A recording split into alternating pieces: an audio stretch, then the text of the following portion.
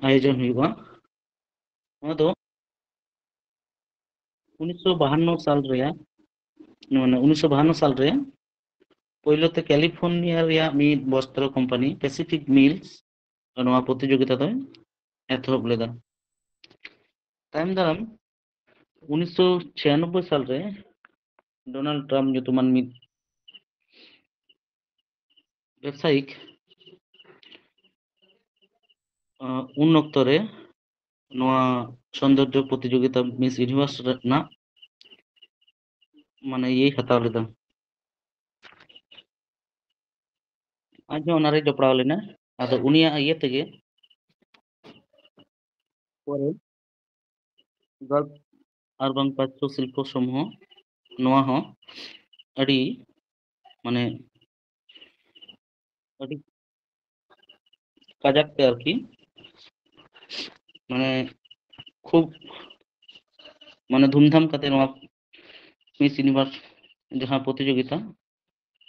वहां एथोब लेना। तो मिस यूनिवर्स प्रतियोगिता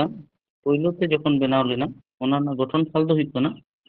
1952 नोआ रे सदर दफ्तर जहां रे कना ओना हुई कना न्यूयॉर्क सिटी मार्किन युक्तराष्ट्र रे। और नितो वर्तमान जहां सभापति मेना ओना रेन रोल रोचा संतु और कंतु पे ले दाड़े और जहां गड़ते नोआ ये हुई लेना माने मूल व्यक्ति जहां ले गाना उनी दो हुई कना डोनाल्ड ट्रम्प। नितो जहां राष्ट्रपति मेना कदिया डोनाल्ड ट्रम्प अमेरिका रे उनी दो बांग एटा व्यक्ति नोआ मिस यूनिवर्स सौंदर्य प्रतियोगिता रे गड़ सपोते एम लेगा। तो जाय होक मिस यूनिवर्स इदी कते नोका के बड़ाय बोन जे नोआ ना माने चेत बाबत ते को एमा ओका खन नोआ ना प्राइज को एमा तीन साल खन एम चला कना नोआ को किछु गुटी का जिनिस बड़ाय लेखान गे और परीक्षा करे जहां का हिजुआ रिसेंट जहां को प्राइज को एम का मिस यूनिवर्स जेमन 2024 रे जहां को एमा देता है उनी दो हुई विक्टोरिया केजार थाइलाबत उनी दो मिड डेनमार्क रन ब्यूटिशियन कना उनी के 2014 साल माने 2024 साल रे मिस यूनिवर्स मतलब सिर्फ देखो एमा देता है ओना लहा 2023 साल रे तो एमा देता है सेनिस अलेंद्रो अतपेल्सियोस निकारागुआ रेन बासिंदा बा ब्यूटिशियन सेनिस अलेंद्रो पेल्सियोस और 2022 साल रे मिस यूनिवर्स को एमा देता है आर्बनी गैब्रियल नुहो मार्किन युक्तराष्ट्र कान गया। तो मिस यूनिवर्स इदी कते जहां जहां मोल मोल जिनिस बड़ाय लगा बना ओना दो उनी ले के लेगा नोआ रे गठन 30 नोआ मिस यूनिवर्स ये बेर लेना नोआ रे सदर दफ्तर ओकारे काना न्यूयॉर्क सिटी मार्किन युक्तराष्ट्र और नितो वर्तमान जहां को एम कादिया ताते 2024 होक 25 होक नितो जहां लेका 2024 अब 2025 से परीक्षा बने एमा ताले 2024 रे जहां नाम कदा उनी दो एकेबारे दिशे होगे लकना जेलका विक्टोरिया पेजर थाइलाबत डेनमार्क रन बासिंदा ठीक गया। इन टाइम मिस वर्ल्ड नोआ मिस वर्ल्ड हो हुई कना धरती रिया जतखन मारे और बांग अति उल्लेखযোগ্য মানে সুন্দরী প্রতিযোগিতা ब्यूटिशियन अवार्ड प्रतियोगिता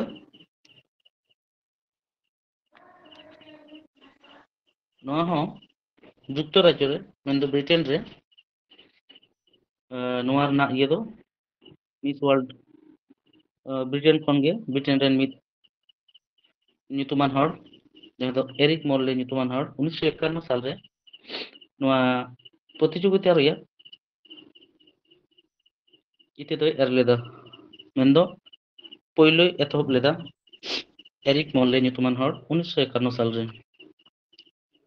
उन खन गे नोआ मिस वर्ल्ड सिर्फ माने प्राइज बा सिर्फ এখনো পর্যন্ত ধারাবাহিক ভাবতে ধরती ᱨᱮᱭᱟᱜ নানা জায়গা রে মানে অনুষ্ঠিত হিজুᱜ ᱠᱟᱱᱟ ᱟᱨᱠᱤ ᱦᱩᱭ ᱦᱤᱡᱩᱜ ᱠᱟᱱᱟ ᱱᱚᱣᱟ ᱟᱹᱰᱤ ᱡᱟᱠ ᱡᱚᱢᱚᱠ ᱨᱟᱹᱥᱠᱟᱹ ᱥᱟᱞᱟᱜ ᱠᱚ ᱢᱟᱱᱟᱣ ᱟᱹᱜᱩᱭᱮᱫᱟ ᱛᱟᱦᱞᱮ ᱱᱚᱣᱟ ᱢᱤᱥ ᱳᱣᱟর্ল্ড ᱫᱚ ᱵᱮᱨᱮᱫ ᱞᱮᱱᱟ 1951 সাল রে ᱱᱚᱣᱟ ᱨᱮᱭᱟᱜ ᱥᱚᱫᱚᱨ ᱫᱚᱯᱛᱚᱨ ᱫᱚ ᱠᱟᱱᱟ লন্ডন ᱡᱟᱦᱟᱸ ব্রিটেন ᱨᱮᱭᱟᱜ লন্ডন ᱨᱮ ᱱᱤᱛᱚᱜ বর্তমান ᱱᱚᱣᱟ ᱨᱮᱱ ᱡᱟᱦᱟᱸᱭ ᱥᱚভাᱯᱚᱛᱤ ᱢᱮᱱᱟᱭᱟ ᱩᱱᱤ ᱫᱚ ᱦᱩᱭᱩᱜ ᱠᱟᱱᱟᱭ ᱡᱩᱞᱤয়া ᱢᱚᱨᱞᱮ ᱟᱨ ᱡᱟᱦᱟᱸᱭᱟᱜ ᱜᱚᱲᱚ ᱥᱚᱯᱚᱦᱚᱫ ᱛᱮ ᱥᱮ ᱡᱟᱦᱟᱸᱭᱟᱜ ᱩᱫᱽᱜᱟᱹᱣ ᱛᱮ ᱱᱚᱣᱟ ᱠᱟᱹᱢᱤ ᱯᱩᱭᱞᱩ ᱛᱮ ᱮᱛᱚᱦᱚᱵ ᱞᱮᱱᱟ ᱩᱱᱤ ᱫᱚ ᱦᱩᱭᱩᱜ ᱠᱟᱱᱟ ᱮᱨᱤᱠ ᱢᱚᱨᱞᱮ 2023 পর্যন্ত ᱜᱮ এখনো পর্যন্ত বাড়াই ᱧᱟᱢ ᱟᱠᱟᱱᱟ মিস ওয়ার্ল্ড ᱥᱤᱨᱯᱟᱹ ᱡᱟᱦᱟᱸᱭ ᱠᱚ ᱧᱟᱢ ᱟᱠᱟᱫᱟ 24 ᱨᱮ এখন হয়তো আᱹᱣᱨᱤ ᱠᱚ ᱮᱢᱟ ᱠᱚᱣᱟ ᱡᱟর জন্য ᱵᱟᱝ আপডেট ᱟᱠᱟᱱᱟ তো যাই হোক 2023 রে ᱡᱟᱦᱟᱸᱭ ᱧᱟᱢ ᱞᱮᱫᱟ উনি ᱫᱚ ᱦᱩᱭᱩᱜ ᱠᱟᱱᱟ ᱠᱨᱤᱥᱴᱤᱱᱟ ᱯᱞᱤᱥᱠᱳভᱟ ᱩᱱᱤ ᱫᱚ ᱪᱮᱠ ᱯᱨᱚᱡᱟᱛᱚᱱᱛᱨᱚ ᱨᱮᱱ ᱠᱟᱱᱟᱭ ᱪᱮᱠ ᱯᱨᱚᱡᱟᱛᱚᱱᱛᱨᱚ ᱨᱮᱱ ᱢᱤᱫ বিউটিশিয়ান উনি 2023 সাল ᱨᱮ মিস ওয়ার্ল্ড ᱥᱤᱨᱯᱟᱹ ᱫᱚᱭ ᱧᱟᱢ ᱞᱮᱫᱟ ᱤᱱᱟᱹ ᱛᱟᱭᱚᱢ 2021 সাল ᱨᱮ মিস ওয়ার্ল্ড পুরস্কার ᱧᱟᱢ ᱞᱮᱫᱟ ক্যারোলিনা বিলাভস্কা তাহলে ᱱᱚᱣᱟ ᱦᱚᱸ ᱚᱱᱠᱟ ᱜᱮ ᱡᱟᱦᱟᱸ ᱡᱟᱦᱟᱸ ᱯᱚᱭᱮন্ᱴ ᱵᱟᱲᱟᱭ ᱞᱟᱜᱟᱣ ᱵᱚᱱᱟ ᱡᱮ মিস ওয়ার্ল্ড ᱫᱚ ᱚᱠᱟ ᱠᱷᱚᱱ ᱠᱚ ᱮᱢᱟ ᱱᱚᱣᱟ ᱫᱚ ᱵᱟᱲᱟᱭ ᱫᱚᱦᱚ ᱠᱟᱜ ᱯᱮ ᱡᱮ ᱱᱚᱣᱟ ᱫᱚ যুক্তরাজ্য ᱢᱮᱱᱫᱚ গ্রেট ব্রিটেন ᱠᱷᱚᱱ ᱠᱚ ᱮᱢᱟ গ্রেট ব্রিটেন ᱨᱮᱭᱟᱜ লন্ডন রে ᱱᱚᱣᱟ ᱨᱮᱭᱟᱜ ᱥᱚᱫᱚᱨ ᱫᱚᱯᱛᱚᱨ ᱟᱨ ᱯᱳᱭᱞᱳ ᱛᱮ ᱱᱚᱣᱟ ᱮᱛᱚᱦᱚᱵ ᱞᱮᱱᱟ ᱱᱚᱣᱟ মিস ওয়ার্ল্ড সংস্থা 1951 সাল রে নিতোগ ওনার সভাপতি মেনে জুলিয়া মল্লে আর মুচাদ নিত এখনো পর্যন্ত 2023 রে যাহাই ᱧᱟᱢ ᱟᱠᱟᱫᱟ শেষ উনি ᱫᱚ ᱦᱩᱭᱩᱜ ᱠᱟᱱᱟ ক্রিস্টিনা প্লিস্কোভা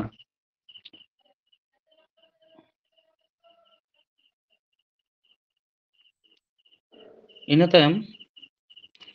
মিস আর্থ ᱱᱚᱣᱟ মিস আর্থ ᱦᱚᱸ ᱚᱱᱠᱟᱱᱟᱜ ᱜᱮ ᱢᱤᱫ বিউটি অ্যাওয়ার্ড ᱠᱟᱱ ᱜᱮᱭᱟ ᱢᱮᱱᱫᱚ ᱥᱚᱱᱫᱚᱨᱡᱚ ᱯᱨᱚᱛᱤযোᱜᱤতা ᱱᱚᱣᱟ ᱫᱚ ᱱᱚᱣᱟ ᱨᱮᱱᱟᱜ ᱢᱤᱫᱴᱟᱝ ᱟলাᱫᱟ ᱤᱭᱟᱹ ᱛᱟᱦᱮᱸ ᱠᱟᱱᱟ ᱡᱮ ᱚᱱᱟ ᱥᱚᱝᱥᱛᱷᱟ ᱡᱟᱦᱟᱸ মিস আর্থ সংস্থা ᱠᱚ ᱵᱮᱱᱟᱣ ᱞᱮᱫᱟ ᱚᱱᱟ ᱧᱩᱛᱩᱢ ᱠᱷᱚᱱ ᱜᱮᱯᱮ ᱵᱩᱡᱽ ᱫᱟᱲᱮᱭᱟᱜ ᱠᱟᱱᱟ ᱡᱮ ᱱᱚᱣᱟ ᱫᱚ ᱯᱨᱚᱛᱤযোᱜᱤতা ᱫᱚ ᱦᱩᱭᱩᱜᱼᱟ ᱱᱩᱠᱩ বিউটিশিয়ান ᱠᱚ ᱤᱫᱤ ᱠᱟᱛᱮ ᱜᱮ ᱛᱟᱢᱟᱢ ᱫᱷᱟᱹᱨᱛᱤ ᱡᱟᱠᱟᱛ ᱨᱮᱱ ᱱᱟᱱᱟ ᱦᱩᱱᱟᱹᱨ ᱫᱤᱥᱚᱢ ᱨᱮᱱ ᱟᱨᱠᱤ ᱯᱨᱚᱛᱤযোᱜᱤᱛᱟ ᱠᱚ ᱦᱤᱡᱩᱜᱼᱟ ᱟᱨ ᱚᱱᱟ ᱨᱮᱱᱟᱜ উদ্দেশ্য ᱫᱚ ᱛᱟᱦᱮᱸ ᱠᱟᱱᱟ মানে ᱱᱚᱣᱟ ᱯᱚরিবেশ ᱪᱮᱛᱟᱱ ᱨᱮ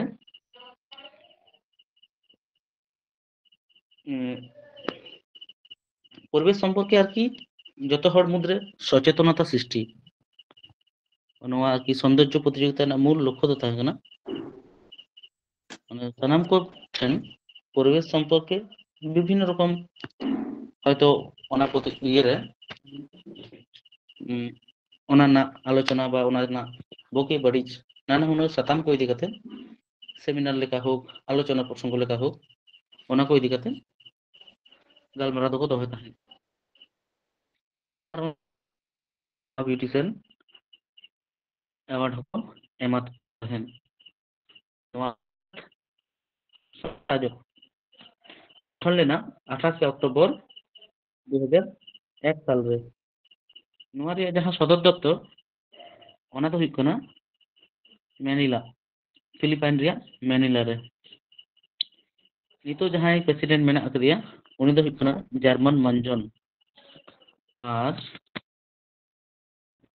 ᱡᱟᱦᱟᱸᱭ ᱛᱮ ᱱᱚᱣᱟ ᱥᱚᱝᱥᱛᱷᱟ ᱥᱮ ᱱᱚᱣᱟ ᱱᱚᱝᱠᱟᱱᱟᱜ ᱠᱟᱹᱢᱤ ᱦᱚᱨᱟ ᱥᱟᱵ ᱞᱮᱱᱟ ᱥᱮ ᱡᱟᱦᱟᱸ ᱜᱚᱲᱚ ᱥᱚᱯᱚᱦᱚᱫ ᱛᱮ ᱱᱚᱝᱠᱟᱱᱟᱜ ᱠᱟᱹᱢᱤ ᱱᱤᱛ ᱫᱷᱟᱹᱵᱤᱡ ᱛᱮ ᱦᱩᱭ ᱦᱤᱡᱩᱜ ᱠᱟᱱᱟ ᱩᱱᱤ ᱦᱚᱲ ᱫᱚ ᱦᱩᱭᱩᱜ ᱠᱟᱱᱟ লরেন চক 2024 সাল রে মিস আর্থ পুরস্কার সে শিল্প ᱡᱟᱦᱟᱸᱭ ᱠᱚ ᱮᱢᱟᱫᱮ ᱛᱟᱦᱮᱸ উনি ᱫᱚ ᱦᱩᱭᱩᱜ ᱠᱟᱱᱟ জেসিকা লেন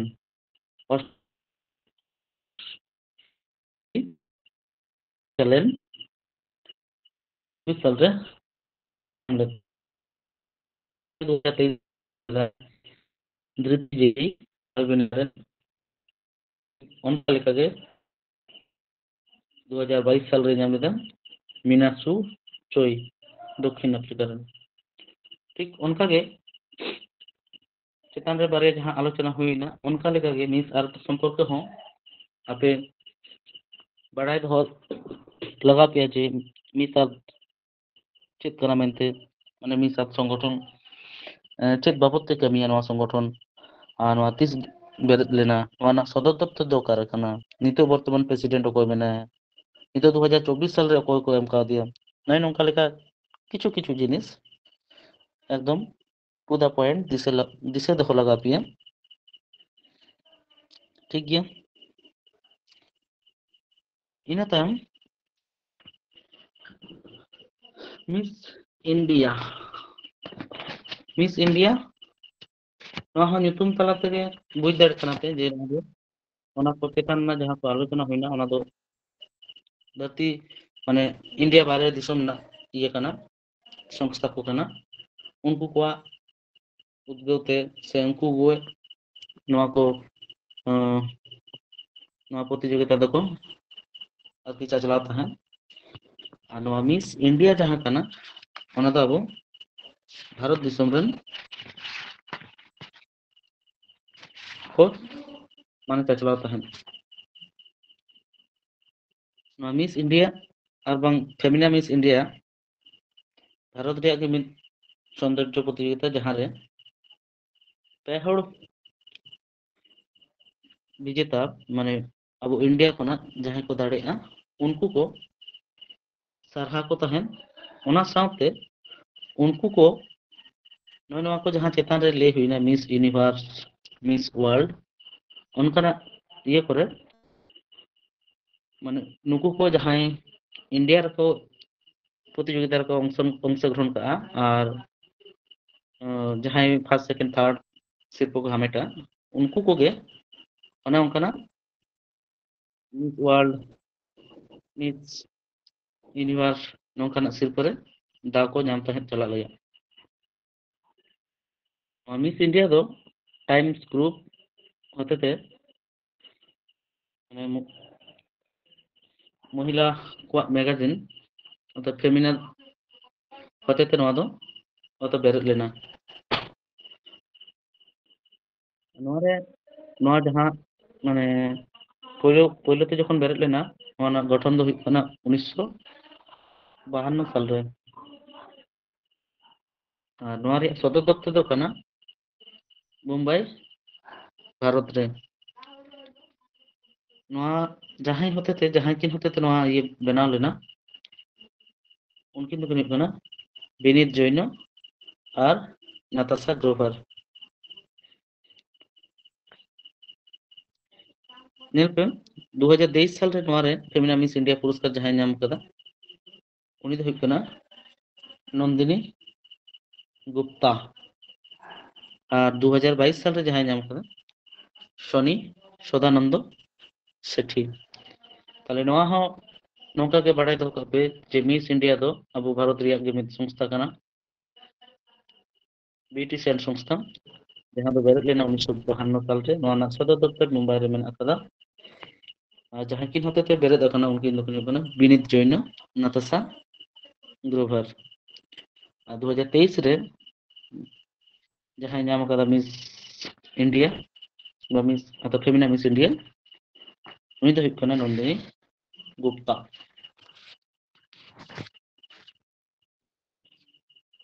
ᱴᱷᱤᱠ ᱜᱮᱭᱟ, সৌন্দর্য প্রতিযোগিতা ইদি কাতে ᱱᱚᱣᱟ ᱠᱚ ᱠᱩᱠᱞᱤ ᱜᱮ ᱵᱟ ᱱᱚᱣᱟ ᱠᱚ ᱯᱩᱱᱭᱟ ᱤᱭᱟᱹ ᱜᱮ ᱵᱟᱲᱟᱭ ᱫᱚᱦᱚ ᱠᱟᱜ ᱯᱮ। ᱟᱨᱚ ᱠᱤᱪᱷᱩ ᱠᱤᱪᱷᱩ ᱢᱮᱱᱟᱜᱼᱟ ᱡᱮᱢᱚᱱ ᱡᱟᱦᱟᱸ ᱫᱤᱥᱚᱢ ᱠᱚ ᱠᱩᱞ ᱠᱚᱣᱟ ᱦᱚᱭᱛᱳ ᱥᱚᱢᱵᱷᱚᱵ মানে হয়তো ইন্ডিয়া ᱠᱷᱚᱱᱟᱜ হয়তো ᱟᱵᱚ ᱱᱚᱰᱮ ᱠᱷᱚᱱᱮ ᱥᱚᱨᱮᱥᱱᱟ ᱩᱱᱤ ইউএসএ ᱨᱮ ᱱᱚᱝᱠᱟᱱᱟᱜ ᱡᱩᱫᱤ প্রতিযোগিতা ᱦᱩᱭᱩᱜᱼᱟ ᱚᱱᱟ ᱠᱚᱨᱮ ᱦᱚᱸ ᱠᱚ ᱠᱩᱞ ᱠᱚᱣᱟ। তাহলে ᱚᱱᱟ ᱠᱚᱨᱮ ᱡᱩᱫᱤ ᱡᱟᱦᱟᱸᱭ ᱥᱤᱨᱯᱟᱹ ᱠᱚ ᱦᱟᱢᱮᱴ ᱠᱟᱜᱼᱟ তাহলে ᱩᱱᱠᱩ ᱱᱚᱝᱠᱟ ᱞᱮᱠᱟতে ᱟᱨᱠᱤ ᱩᱱᱠᱩᱣᱟᱜ ᱧᱩᱛᱩᱢ ᱚᱞᱚᱜᱚᱜᱼᱟ ᱵᱟ ᱚᱱᱟ ᱥᱤᱨᱯᱟᱹ মিস ইন্ডিয়া ইউএসএ মানে উনি ᱫᱚ ইন্ডিয়া ᱠᱷᱚᱱᱮ ᱪᱟᱞᱟᱣ ᱠᱟᱱᱟ ইউএসএ রে ᱥᱤᱨᱯᱟᱹ ᱦᱟᱢᱮᱴ ᱠᱟᱫᱟᱭ। ᱱᱚᱜᱼᱚᱭ ᱱᱚᱝᱠᱟ ᱴᱟইᱯ ᱟᱨᱠᱤ ᱤᱭᱟᱹ ᱦᱚᱸ ᱛᱟᱦᱮᱱᱟ, ᱠᱤᱪᱷᱩ ᱠᱤᱪᱷᱩ মিস ইউএসএ ᱢᱮᱱᱟᱜᱼᱟ, মিস আমেরিকা ᱢᱮᱱᱟᱜᱼᱟ, ᱱᱚᱝᱠᱟᱱᱟᱜ ᱥᱤᱨᱯᱟᱹ ᱦᱚᱸ एमोगोगा। तो ᱚᱱᱟ ᱠᱚᱫᱚ ᱠᱷᱩᱵ ᱮᱠᱴᱟ ᱤᱭᱟᱹ ᱨᱮ ᱵᱟᱝ ᱦᱤᱡᱩᱜ ᱜᱮᱭᱟ। ᱱᱚᱣᱟ ᱠᱚ ᱯᱩᱱᱭᱟ ᱡᱟᱦᱟᱸ ᱞᱟᱹᱭ ᱦᱩᱭᱱᱟ miss world, miss universe, miss अर्थात फेमिना मिस इंडिया, नᱚᱣᱟ ᱠᱚᱫᱚ मिस ᱟᱨ ᱱᱚᱣᱟ ᱠᱚᱫᱚ ᱦᱮᱡ ᱵᱟᱲᱟᱜ ᱜᱮᱭᱟ। ᱟᱨ ᱱᱚᱣᱟ ᱠᱚᱜᱮ ᱵᱟᱲᱟᱭ ᱫᱚᱦᱚ ᱠᱟᱜ ᱯᱮ। ᱴᱷᱤक আছে, ᱱᱤᱭᱟᱹ ᱠᱟᱛᱷᱟ ᱫᱚ ᱱᱚᱰᱮ ᱜᱮ ᱢᱩᱪᱟᱹᱫ ᱠᱮᱫᱟ। ᱤᱱᱟᱹ ᱛᱟᱭᱚᱢ ᱛᱟᱭᱚᱢ ᱫᱟᱨᱟᱢ ᱪᱮᱯᱴᱟᱨ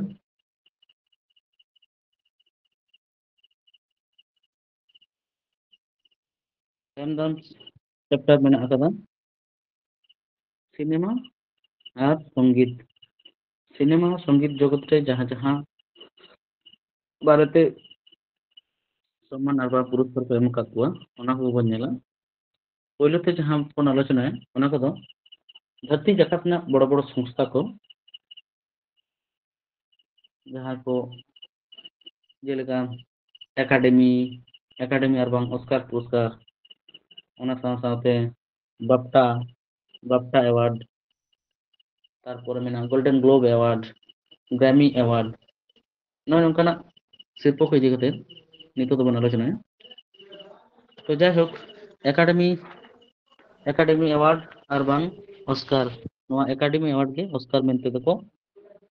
लेया। तो नोआ एकाडेमी अवार्ड 1929 साल रे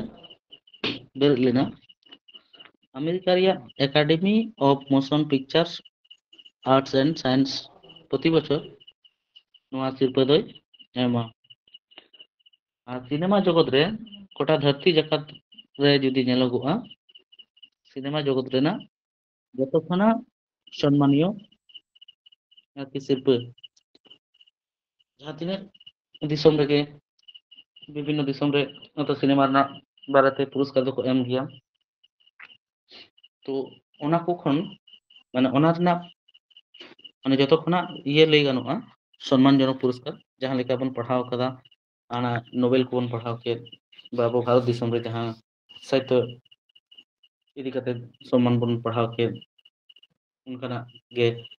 सिनेमा जगत रे जहाँ शिल्प जतो खाना सरेसा ओना दो हुयुग कना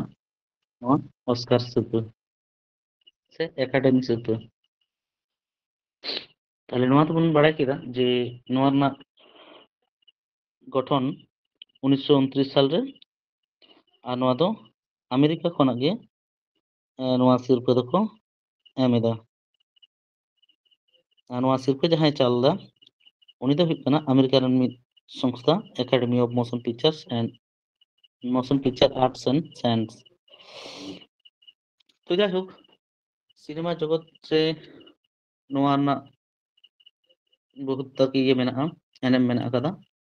तो अब भारत दिसम रे जहाँ ऑस्कार विजेता को मेना कोआ उनको को इदी कते किछु आलोचना बन कराव लगे जेलेका नेलेत गया पे जे 1983 साल रे सेरा कॉस्ट्यूम डिजाइन लेकाते गांधी ᱧᱩᱛᱩᱢᱟᱱ सिनेमा रे भानु अताइया ᱧᱩᱛᱩᱢᱟᱱ मिद शिल्पी एतो पहिलो ते अतो ऑस्कार शिल्प दो नाम लेदा। ओना हो दिसे दो होते जे चेत बाबते नाम लेदा कॉस्ट्यूम डिजाइन गांधी सिनेमा रे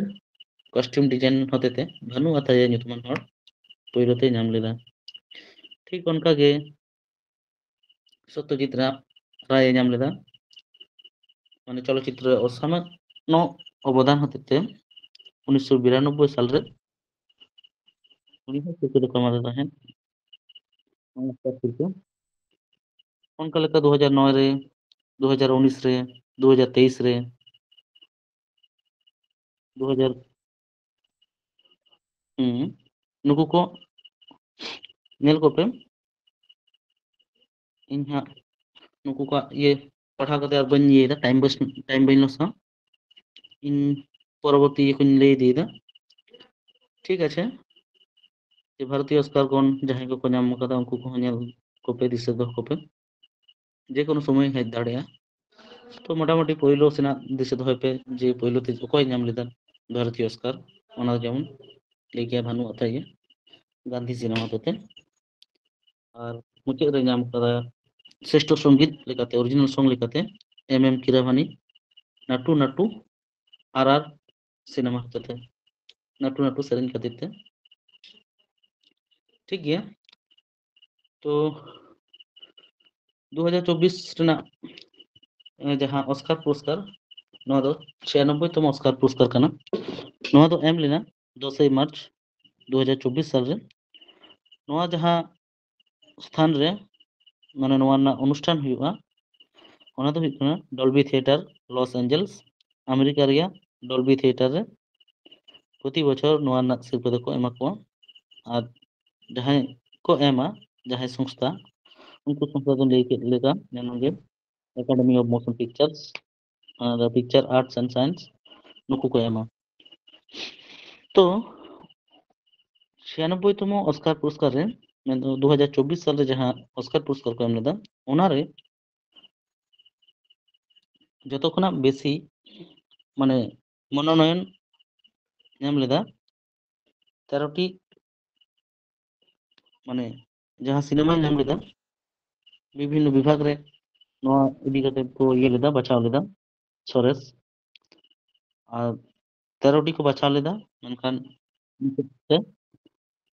7टी कैटेगरी रे नवा ना सिरपा दो को एम लेदा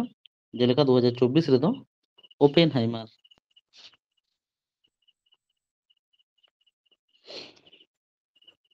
तो नवा को जहां तिनी आलोचना हुआ आपे दो मोटामोटी श्रेष्ठ चलचित्र ओनारेन अभिनेता अभिनेत्री तारपरे ओनारेन जहां परिचालक बनाया उनको को इदी कते दिसे दो होय पे আর কিছু কিছু জিনিস जहां को बनाया जेलेका best documentary short best documentary feature नोंकाना ये को इदी कते হয়তো পরীক্ষা রে তো আর নৌকা তো বাং তাহেনা যত রেনা তো ওনা কোনা হয়তো কিছু একটা জিনিস রাকাব को ओना को आपे बड़ा लगा पे से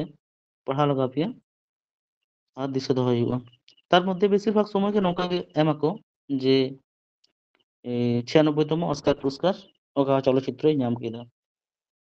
তাহলে ওনা তো লই দাঁড়ায় যে ওপেন হাইমার। তো নৌকা को লই দাঁড়ায় যে 96তম অস্কার পুরস্কার রে শ্রেষ্ঠ পরিচালক তো কয় তাহা কান তাহলে নৌকা को पे नेल का खान से बड़ा का खान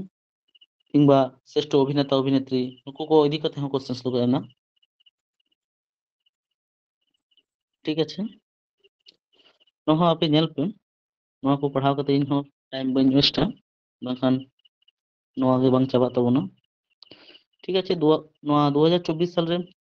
जहां ऑस्कर पुरस्कार को एम लेदा ओना दो 96तम कना मेनखान 97तम ऑस्कर पुरस्कार को एम कदा 2025 साल रे नोआ दो एम कना तारीख 2 मार्च 2025 साल रे नोआ हो एना लेकाइन लेके जे ऑस्कर पुरस्कार तो मिटंग ठाव खन के को एमा Dolby theatre Los Angeles America যুক্তরাষ্ট্র খনা उनको कोगे निये बार 2025 रे যত খনা বেশি মনোনয়ন जहां चलचित्र नाम लेदा ओना दो हुई कना से नाम कदा ओना दो हुई कना एमिलिया पेरेज। नोआ एमिलिया पेरेज 13टी इये रे मनोनयन नाम कदा मेनखान ओना को पुनिया कते सर्वाधिक चलचित्र को नाम कदा किछु किछु चलचित्र जेलेका अनोरा कॉनक्लेव एमिलिया पेरेज नको सनामा गे सर्वोच्च पुनिया कते तो प्राइज दो को नाम कदा। तो बड़ा एमन जे 2025 साल रे जहां चलचित्र ऑस्कर से तो नाम कदा ओना हुई कना अनोरा पुनिया और नोआ रन जहां ये ताहे कना माने ऑस्कर ये नाम कदा निये बार 2025 रेना उनी दो हुई कना शॉन बेकर और बांग सिन बेकर सेरा परिचालक लेकाते निये बार सिरपा नाम कदा नोआ अनोरा फिल्म रगे से अनोरा सिरपा रगे हानि तो सेरा अभिनेता जहां नाम कदा उनी दो हुई कना एड्रियन ब्रॉडी एड्रियन बॉडी बा एड्रियन बॉडी उनी जहां फिल्म लगी ते सेरा अभिनेता नाम लेदा उनी दो हुई कना द ब्रूटलिस्ट ठीक उनका गे सेरा अभिनेत्री नाम कदा मिकी मेडिसन और बांग मैडिसन नुई हो अनोरा फिल्म खती गे। ঠিক আছে, বাদ বাকি ইয়ে কদो আপे হᱚᱸ पढ़ाओ इये का ताबन पे इन जेतो पढ़ाओ के टाइम बेन नष्टा नोंका लेका best original song best original feature film animated feature film नों कदो आपे पढ़ाओ ताबन पे ñel ताबन पे तो ऑस्कार इदी कते दो नोआ कोगे निये बारा एकदम दिशा दो पे 25 আর 2400 दिशा दो पे कारण 25 रे परीक्षा हुई लेन खान विशेष करे 24 खन हो क्वेश्चन दो को कूला कारण बड़ा को जे 2025 खन को पढ़ा हिजुआ 24 ना दो को हिडिंग का तो ओना कोरोना को एम बड़ा गे तो हिडिंग लेखन बांग हुआ 2400 दिशा दो पे और 2500 दिशा दो पे हैं ठीक আছে इने टाइम और मिटन संस्था बाप्टा बाप्टा आंजम अकाद गया बन कम बेसी कना बाप्टा ना फुल फॉर्म दो कना ब्रिटिश एकेडमी फिल्म अवार्ड्स माने नोआ दो नोहा ब्रिटेन ना मिटन एकेडमी ओना ना nyutum दो कना बाप्टा नोआ हो वार्षिक पुरस्कार वितरण सभा रे नोआ ना सिरपा दो को एमा को नोआ पुरस्कार दो प्राय एकेडमी सम्मान रना ब्रिटिश परिपूरक मानना मेन दो नोआ हो ऑस्कार पुरस्कार लेका के आरकी नोआ दो ब्रिटेन रिया ऑस्कार ले गनोहा ब्रिटेन ना सर्वोच्च सिनेमा पुरस्कार और हाना तो पूरा धरती जगत ऑस्कार तो पूरा धरती जगत ना मूवी को बस सिनेमा को विभिन्न कैटेगरी ना ये को नेल काते ऑस्कार तो कमको और नोआ बाप्टा दो शुधुमात्र ako लंडन रिया फिल्म ये रे जहां तिने गे हुआ ओना कोरोना ये गे आरकी उनको विवेचो बा बचनाव को उनको ये खन गे तो नोआ बाप्टा दो बेरेद लेना 1947 साल रे माने सदर दफ्तर लंडन ब्रिटेन नोआ हा नेल पे যে ৭৭তম ব্যাপটা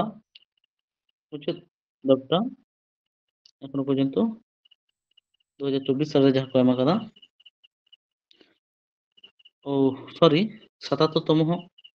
और 78तम बाप्टा दो को एमा कदा 2025 साल में बाप्टा प्राइज तो 2024 साल रे जहां प्राइज बाप्टा को एम लेदा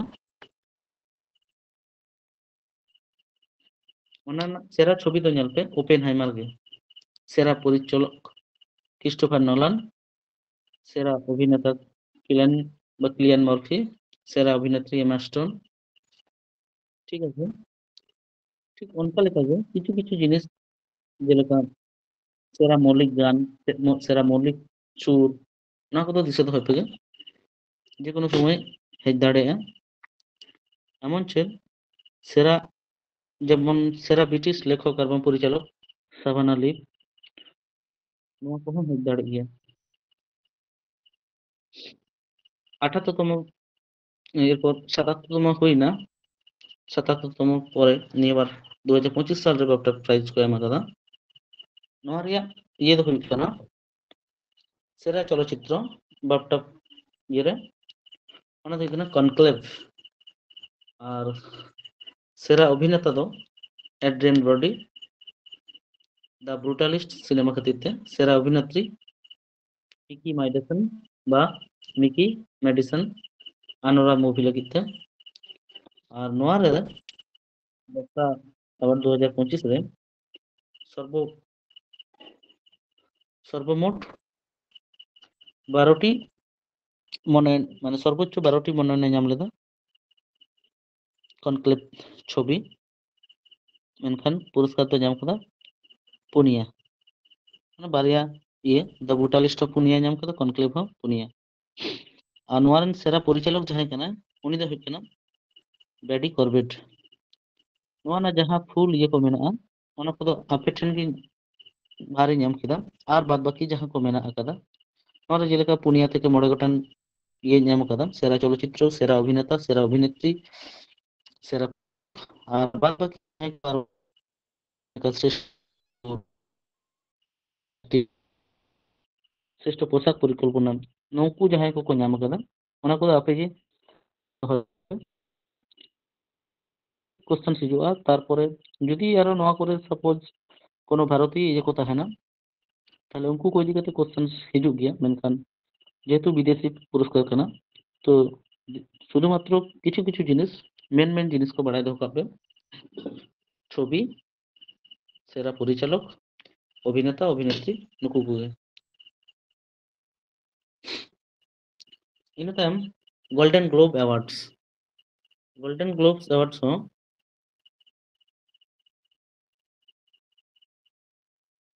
ᱱᱚᱣᱟ ᱦᱚᱸ দেশি বিদেশি বানার চলচ্চিত্র ইদি কাতে গে টেলিভিশন প্রোগ্রাম চলচ্চিত্র আর টেলিভিশন প্রোগ্রামের জন্য মানে নওয়া পুরস্কার দᱚᱠᱚ ᱮᱢᱟ। 1954 সাল ᱠᱷᱚᱱᱟᱜ Hollywood foreign press association Nawa ᱥᱤᱨᱯᱟᱹ ᱫᱚᱭ ᱮᱢ ᱟᱹᱜᱩᱭᱮᱫᱟ। তাহলে নওয়া গোল্ডেন গ্লোব অ্যাওয়ার্ডস সংস্থা বেᱨᱮᱫ ᱞᱮᱱᱟ 1943 সাল ᱨᱮ। ᱢᱮᱱᱠᱷᱟᱱ ᱯᱳᱭᱞᱳ ᱛᱮ পুরস্কার দᱚᱠᱚ ᱮᱢ ᱠᱟᱫᱟ, মানে প্রথম পুরস্কার যখন কো এমদা ᱚᱱᱟ ᱫᱚ 1944 সাল। পুরস্কার দᱚᱠᱚ ᱮᱢ ᱠᱟᱫᱟ ᱡᱟᱦᱟᱸᱭ সংস্থা ᱫᱟᱨᱟᱭᱛᱮ ᱚᱱᱟ ᱫᱚ ᱦᱩᱭᱩᱜ ᱠᱟᱱᱟ হলিউড ফরেন প্রেস অ্যাসোসিয়েশন। ᱱᱚᱣᱟ ᱦᱚᱸ আমেরিকা যুক্তরাষ্ট্র ᱢᱮᱱᱫᱚ আমেরিকা ᱨᱮᱱᱟᱜ ᱜᱮ ᱢᱤᱫ সংস্থা Beverly Hilton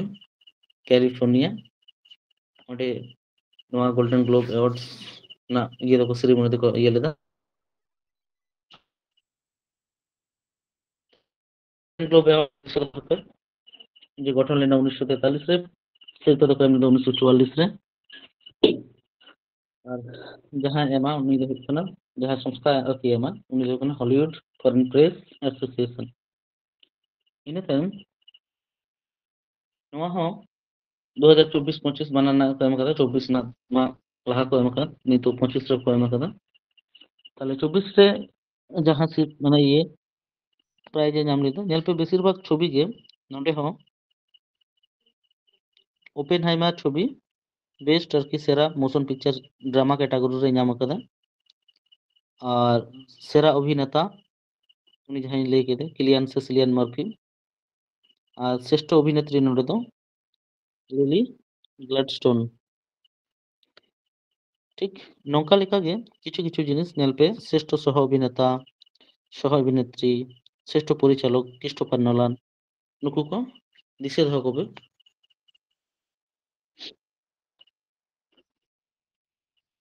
81তম golden globe awards রে ᱡᱟᱦᱟᱸ ছবি সেরা ছবি ᱧᱟᱢ ᱠᱟᱫᱟ ᱚᱱᱟ ᱫᱚ একদম মাস্ট বি দᱚᱦᱚᱭ ᱯᱮ, দিশা দᱚᱦᱚ ᱯᱮ। ছবি, পরিচালক, সেরা অভিনেতা, সেরা অভিনেত্রী নুকু কো পুনিয়া প্রত্যেকটি ক্যাটাগরি রে দিশা দᱚᱦᱚ ᱠᱚᱯᱮ, কারণ নুকু কো ᱠᱷᱚᱱ ᱜᱮ বিশেষ করে কোশ্চেন্স দᱚᱠᱚ এম ᱜᱮᱭᱟ। ᱤᱱᱟᱹ ᱛᱟᱭᱚᱢ 82তম গোল্ডেন গ্লোব অ্যাওয়ার্ড 2025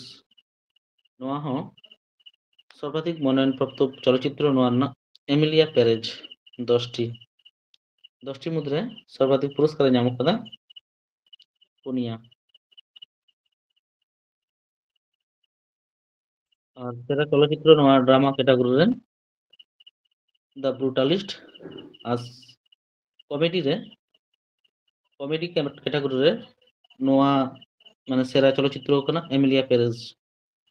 সেরা অভিনেতা ᱫᱚ এড্রিয়ান ব্রডি। ᱱᱚᱰᱮ ᱴᱟইᱯᱤᱝ ᱟᱹᱰᱤ ᱢᱤᱥᱴᱮᱠ ᱠᱟᱱᱟ, এড্রিয়ান ব্রডি ᱜᱮ ᱚᱞ ᱢᱮᱱᱟᱜᱼᱟ, ᱵᱨᱚᱰি ᱦᱩᱭᱩᱜᱼᱟ। দ্য ব্রুটালিস্ট সিনেমা রেন ঠিক ᱚᱱᱠᱟ ᱞᱮᱠᱟ সেরা অভিনেত্রী ᱫᱚ ᱱᱚᱰᱮ ᱧᱟᱢ ᱠᱟᱫᱟ Fernanda Torres I am still here ছবি রে বা সিনেমা রে। আর শ্রেষ্ঠ পরিচালক লেখাতে ᱧᱟᱢ ᱠᱟᱫᱟᱭ ᱢᱚᱛᱚ ব্রাডি করবেট। শ্রেষ্ঠ চিত্রনাট্য ᱫᱚ পিটার স্ট্রোহান। ᱱᱚᱣᱟ ᱦᱚᱸ মানে ᱡᱟᱦᱟᱸ ᱠᱚ ᱞᱟᱜᱟᱜᱼᱟ ᱚᱱᱟ ᱠᱚᱜᱮᱧ ᱚᱞ ᱟᱠᱟᱫᱟ, ᱵᱟᱫ ᱵᱟᱹᱠᱤ ᱫᱚ ᱟᱯᱮ ᱦᱟᱸᱜ ᱧᱮᱞ ᱠᱟᱫᱟ ᱵᱚᱱ ᱯᱮ বিভিন্ন পত্রিকা বা পেপার টেপার খন বা এখন তো মেনাᱜ ᱜᱮᱭᱟ ইন্টারনেট দুনিয়া ᱠᱷᱚᱱᱟᱜ সার্চ ᱠᱟᱛᱮ খাতা করে ᱚᱞ ᱠᱟᱜ ᱯᱮ ᱵᱟᱹᱠᱤᱭᱟᱜ ᱡᱟᱦᱟᱸ ᱠᱚ ᱚᱞ ᱵᱟᱹᱠᱤ ᱟᱠᱟᱱᱟ ᱤᱧ ᱫᱚ ᱢᱮᱱ ᱡᱟᱦᱟᱸ ᱠᱚ ᱡᱤᱱᱤᱥ ᱵᱟᱰᱟᱭ ᱞᱟᱜᱟᱣ ᱯᱮᱭᱟ ᱚᱱᱟ ᱠᱚᱫᱚᱧ ᱮᱢᱟᱫ ᱯᱮᱭᱟ ᱥᱮᱧ ᱞᱟᱹᱭᱟᱫ ᱯᱮᱭᱟ। ᱴᱷᱤᱠ ᱜᱮᱭᱟ, ᱱᱚᱰᱮ সঙ্গীত আর বাং সিনেমা ᱨᱮᱱᱟᱜ ইয়ে ᱫᱚ মানে সিনেমা ᱨᱮᱱᱟᱜ ক্যাটাগরি ᱫᱚ ᱪᱟᱵᱟᱭᱮᱱᱟ। ᱤᱱᱟᱹ ᱛᱟᱭᱚᱢ ᱡᱟᱦᱟᱸ ᱵᱚᱱ ᱧᱮᱞᱟ ᱱᱚᱣᱟ ᱫᱚ সিনেমা ক্যাটাগরি বন ᱧᱮᱞ ᱠᱮᱫᱟ। তো সঙ্গীত ক্যাটাগরি রে সর্বোচ্চ সম্মান যাহা কো এমা ᱚᱱᱟ ᱤᱫᱤ ᱠᱟᱛᱮ ᱱᱤᱛᱚᱜ ᱫᱚᱵᱚᱱ ᱟᱞᱳᱪᱚᱱᱟᱭᱟ। ᱚᱱᱟ ᱫᱚ ᱦᱩᱭᱩᱜ ᱠᱟᱱᱟ গ্র্যামি অ্যাওয়ার্ড। গ্র্যামি অ্যাওয়ার্ড ᱫᱚ সঙ্গীত জগৎ ᱨᱮᱭᱟᱜ ᱢᱟᱱᱮ ᱢᱟᱱᱮ ᱫᱷᱟᱹᱨᱛᱤ ᱡᱟᱠᱟᱛ ᱨᱮ ᱡᱚᱛᱚ ᱠᱷᱚᱱᱟᱜ ᱥᱚᱱᱢᱟᱱᱡᱚᱱᱚᱠ ᱯᱩᱨᱚᱥᱠᱟর ᱠᱟᱱᱟ। ᱱᱚᱣᱟ ᱨᱮᱭᱟᱜ ᱯᱩᱨᱟᱹ ᱧᱩᱛᱩᱢ ᱫᱚ ᱠᱟᱱᱟ গ্র্যামি ᱨᱮᱭᱟᱜ গ্রামোফোন অ্যাওয়ার্ড বা গ্রামোফোন অ্যাওয়ার্ড ᱠᱷᱚᱱ ᱜᱮ গ্র্যামি ᱠᱟᱛᱷᱟ ᱫᱚ ᱦᱮᱡ ᱟᱠᱟᱱᱟ। ᱱᱚᱣᱟ ᱥᱤᱨᱯᱟᱹ ᱦᱚᱸ ᱱᱚᱣᱟ ᱥᱤᱨᱯᱟᱹ ᱫᱚᱠᱚ ᱮᱢᱟ ᱟᱢᱮᱨᱤᱠᱟ ᱨᱮᱭᱟᱜ national academy of recording arts and science category ᱠᱷᱚᱱᱟᱜ ᱩᱱᱠᱩ ᱫᱟᱨᱟᱭᱛᱮ ᱱᱚᱣᱟ গ্র্যামি অ্যাওয়ার্ড ᱫᱚᱠᱚ ᱮᱢᱟ। মানে পৈলোতে ᱱᱚᱣᱟ গ্র্যামি অ্যাওয়ার্ড ᱫᱚ ᱡᱟᱦᱟᱸ ᱨᱮ অনুষ্ঠিত লেনা ᱚᱱᱟ 1959 সালে মানে ᱡᱟᱦᱟᱸ ᱛᱤᱥ ᱠᱷᱚᱱᱟᱜ 1959 সালে 4 মে আর ᱱᱚᱣᱟ অনুষ্ঠান ও সরি হ্যাঁ 1959 ᱨᱮᱜᱮ 1959 সাল ᱨᱮᱭᱟᱜ 4 মে আর ᱱᱚᱣᱟ ᱨᱮᱫᱚ 1998 সাল ᱨᱮᱭᱟᱜ সঙ্গীত নির্বাহক উপস্থাপনা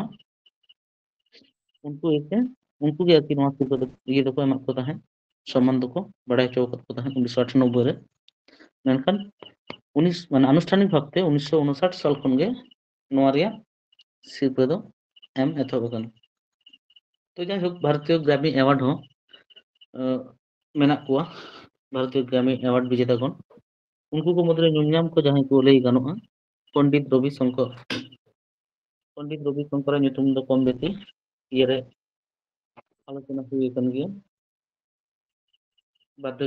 বাদ্যযন্ত্র আর বা মিউজিক ক্যাটাগরি যখন বন পড়াও করা সে ওনার আলোচনা হুই কানা ওঁডে পে পড়াও কাদ গিয়ে পণ্ডিত রবি শঙ্কর ভারতী তো উনি গিয়ে পণ্ডিত রবি শঙ্কর মানে 5 ধাও গ্র্যামি শিল্পে ᱧᱟᱢ ᱟᱠᱟᱫᱟ গ্র্যামি অ্যাওয়ার্ড মানে লাইফ টাইম অ্যাচিভমেন্ট সহ আর কি। ᱤᱱᱟᱹ ᱛᱟᱭᱚᱢ জাকির হোসেন 2 ধাও ᱧᱟᱢ ᱟᱠᱟᱫᱟᱭ ᱟᱵᱚ ᱵᱷᱟᱨᱚᱛ ᱠᱷᱚᱱᱟᱜ। ᱤᱱᱟᱹ ᱛᱟᱭᱚᱢ Vikku Vinayak A R Rahman Vishwamohan Bhatt P A Deepak S H Sridhar ᱱᱩᱠᱩ ᱠᱚᱣᱟᱜ ᱧᱩᱛᱩᱢ ᱧᱩᱢ ᱜᱟᱱᱚᱜᱼᱟ ᱢᱮᱱᱫᱚ ᱵᱷᱟᱨᱚᱛ ᱫᱤᱥᱚᱢ ᱠᱷᱚᱱᱟᱜ ᱡᱟᱦᱟᱸᱭ ᱜᱨᱮᱢᱤ ᱮᱣᱟর্ড ᱠᱚ ᱧᱟᱢ ᱟᱠᱟᱫᱟ। ᱤᱱᱟᱹ ᱛᱟᱭᱚᱢ 66 তম গ্র্যামি পুরস্কার ᱡᱟᱦᱟᱸᱭ ᱠᱚ ᱧᱟᱢ ᱟᱠᱟᱫᱟ 2024 সাল ᱨᱮ उनको को इदी करते नोआ पुरस्कार तीस एम आकाना नोआ दो माने अनुष्ठान हुई लेना 2024 साल रे 4 ফেব্রুয়ারি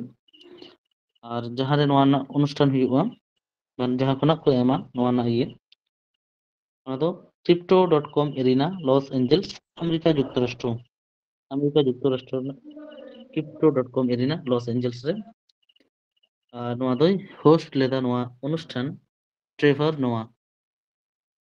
दक्षिण अफ्रीका रे मिड कमेडियन ट्रेवर नोआ ट्रेवर नोआ नोआ रे हों नोआ ग्रैमी अवार्ड रे विभिन्न कैटेगरी रे सिरपा दो एमा को तो ओना रे सोलाना इमानी रोए वा नोटी कैटेगरी रे नोआ सिरपई हामेट कदा माने सिरपा दो बाम मनोनयन कदा को नोटी कैटेगरी आदो हा एमा कदा को किछि किछि कैटेगरी नोआ ना ये नोआ को नेल तबन पे हा best record of the year flowers year album of the year Midnights album रे टेलर स्विफ्ट ठीक उनका के song of the year what was I made for तो बिल्ली एलिस और कॉर्नेल फिनियस नुकु को ᱧᱟᱢ ᱟᱠᱟᱫᱟ ठीक उनका के नेल पे हां साराम कैटेगरी रनक गे कम बेसी दिसे दोहय पे हां best album of the year और best record of the year नोआ को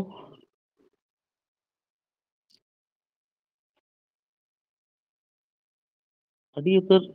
विभाग रे नोआ ना ये को एमा तो इन को मुद्रा किछु किछु ये हिजुआ जहां दो best album of the year best song of the year best record of the year ना नोंकाना ये तो आरती दिसे दोहय पे नुना गान হয়তো আদো পড়াও पे সানাম গে তার মধ্যে কিছু কিছু জিনিস দাও দিশে দোহ লাগা পিয়া আর ওনা হকো এমা বাংলা গান অকা কম কো এমা ঠিক আছে গ্র্যামি অ্যাওয়ার্ড বারতে যাহা পড়া কেনা তো ওনা দো 1958 সাল খনা আনুষ্ঠানিক ভাব থেকে এমদা 1959 সালে 54 চৌঠা মে ᱟᱨ ᱱᱚᱣᱟ ᱫᱚᱭ ᱮᱢ ᱮᱫᱟ ᱟᱢᱮᱨᱤᱠᱟ ᱨᱮᱱᱟᱜ ᱜᱮ ᱢᱤᱫ national academy of recording arts science ᱥᱚᱝᱥᱛᱷᱟ ᱟᱵᱚ ᱵᱷᱟᱨᱚᱛ ᱫᱤᱥᱚᱢ ᱠᱷᱚᱱ ᱡᱟᱦᱟᱸᱭ ᱡᱟᱦᱟᱸᱭ ᱠᱚ ᱧᱟᱢ ᱠᱟᱫᱟ ᱩᱱᱠᱩ ᱠᱚᱦᱚᱸ ᱫᱤᱥᱟᱹ ᱫᱚᱦᱚ ᱠᱚᱯᱮ ᱟᱨ ᱱᱩᱠᱩ ᱠᱚᱣᱟᱜ ᱤᱭᱟᱹ ᱠᱷᱚᱱ ᱦᱚᱸ ᱠᱚᱥᱪᱟᱱ ᱦᱤᱡᱩᱜ ᱜᱮᱭᱟ ᱯᱚᱱᱰᱤᱛ ᱡᱮᱦᱮᱛᱩ ᱩᱱᱟᱹᱜ ᱢᱟᱨᱟᱝ ᱢᱟᱨᱟᱝ ᱡᱟᱭᱜᱟ ᱠᱷᱚᱱᱟᱜ ᱥᱤᱨᱯᱟᱹ ᱠᱚ ᱧᱟᱢ ᱟᱠᱟᱫᱟ ᱛᱟᱦᱞᱮ ᱱᱩᱠᱩ ᱠᱚᱫᱚ ᱥᱚᱵ ᱥᱚᱢᱚᱭ ᱵᱤᱵᱷᱤᱱᱱᱚ ᱯᱚᱨᱤᱠᱷᱟ ᱨᱮᱱᱟᱜ ᱤᱭᱟᱹᱨᱮ ᱠᱚᱥᱪᱟᱱ ᱞᱮᱠᱟ ᱛᱮᱠᱚ ᱛᱟᱦᱮᱱ ᱜᱮᱭᱟ ᱯᱚᱱᱰᱤᱛ ᱨᱚᱵᱤ ᱥᱚᱝᱠᱚᱨ ᱡᱟᱠᱤᱨ হোসেন ᱵᱤᱠᱩ ᱵᱤᱱᱟᱭᱚᱠ এ আর রহমান ᱱᱩᱠᱩ ᱠᱚ ᱴᱷᱤক আছে ᱱᱚᱣᱟ ᱜᱨᱟᱢᱤ ᱮᱣᱟর্ড ᱦᱚᱸ ᱱᱚᱰᱮ ᱜᱮ ᱢᱩᱪᱟᱹᱫ ᱠᱤᱫᱟᱹᱧ ᱤᱱᱟᱹ ᱛᱟᱭᱚᱢ ᱡᱟᱦᱟᱸ ᱠᱚ ᱪᱮᱯᱴᱟᱨ ᱵᱟ ᱡᱟᱦᱟᱸ ᱪᱮᱯᱴᱟᱨ ᱤᱫᱤ ᱠᱟᱛᱮ ᱟᱞᱳᱪᱚᱱᱟ ᱦᱩᱭᱩᱜᱼᱟ ᱟᱫᱚ ᱱᱚᱣᱟ ᱠᱚᱫᱚ ᱥᱟᱱᱟᱢᱟᱜ ᱜᱮ মানে জাতি মানে ইন্টারন্যাশনাল অ্যাওয়ার্ড ᱦᱩᱭᱱᱟ ᱚᱱᱟ ᱠᱚᱫᱚ ᱥᱤᱱᱮᱢᱟ ᱡᱚᱜᱚᱛ ᱨᱮᱱᱟᱜ ᱢᱮᱱᱠᱷᱟᱱ ᱟᱵᱚ ᱵᱷᱟᱨᱚᱛ ᱫᱤᱥᱚᱢ ᱨᱮ ᱡᱟᱦᱟᱸ ᱡᱟᱦᱟᱸ ᱮᱣᱟর্ড ᱠᱚ ᱮᱢᱟ ᱚᱱᱟ ᱠᱚ ᱤᱫᱤ ᱠᱟᱛᱮ ᱦᱚᱸ ᱠᱟᱹᱴᱤᱡ ᱱᱚᱞᱮᱡᱽ ᱵᱟ ᱠᱟᱹᱴᱤᱡ ᱵᱚᱱ ᱧᱮᱞ ᱟᱜᱮ ᱛᱚ ᱟᱵᱚ ᱵᱷᱟᱨᱚᱛ ᱨᱮᱱᱟᱜ চলচ্চিত্র ᱠᱚ ভারতীয় চলচ্চিত্র রে প্রথমত ᱟᱵᱚ ᱵᱷᱟᱨᱚᱛ ᱫᱤᱥᱚᱢ ᱨᱮ ᱟᱹᱰᱤ ᱟᱛᱷᱟᱢ চলচ্চিত্র পুরস্কার ᱠᱚ ᱮᱢᱟ ᱤᱱᱟᱹ ᱠᱚ ᱢᱩᱫᱽᱨᱮ ᱡᱟᱦᱟᱸ ᱡᱟᱦᱟᱸ ᱠᱚ ᱧᱩᱢ ᱧᱟᱢᱟᱱᱟᱜ ᱠᱟᱱᱟ ᱚᱱᱟ ᱠᱚᱫᱚ ᱦᱩᱭᱩᱜ ᱠᱟᱱᱟ জাতীয় চলচ্চিত্র ᱤᱱᱟᱹ ᱛᱟᱭᱚᱢ ফিল্ম ফেয়ার অ্যাওয়ার্ড ᱤᱱᱟᱹ ᱛᱟᱭᱚᱢ দাদা সাহেব পুরস্কার দাদা সাহেব ফালকে পুরস্কার ᱱᱚᱣᱟ ᱠᱚ সিনেমা জগৎ ᱨᱮᱱᱟᱜ ᱡᱚᱛᱚ ᱠᱷᱚᱱᱟᱜ মানে ᱟᱵᱚ ᱵᱷᱟᱨᱚᱛᱤᱭᱚ সিনেমা জগৎ ᱨᱮ ᱡᱚᱛᱚ ᱠᱷᱚᱱᱟᱜ ᱧᱩᱢ ᱧᱟᱢᱟᱱᱟᱜ ᱟᱨᱠᱤ ᱥᱤᱨᱯᱟᱹ ᱛᱚ ᱧᱮᱞ ᱞᱮᱜᱮ ᱵᱚᱱ ᱡᱟতীয় চলচ্চিত্র ᱫᱚ ᱟᱵᱚ ᱵᱷᱟরᱚᱛ ᱫᱤᱥᱚᱢ ᱨᱮᱱᱟᱜ ᱡᱮᱦᱮᱛᱩ ᱥᱚᱱᱢᱟᱱᱤᱭᱚ চলচ্চিত্র ᱠᱟᱱᱟ ᱚᱱᱟᱛᱮ ᱱᱚᱣᱟ 1912 ᱥᱟᱞ ᱠᱷᱚᱱ ᱱᱚᱣᱟ ᱥᱤᱨᱯᱟᱹ ᱫᱚ ᱮᱢ ᱮᱛᱚᱦᱚᱵ ᱟᱠᱟᱱᱟ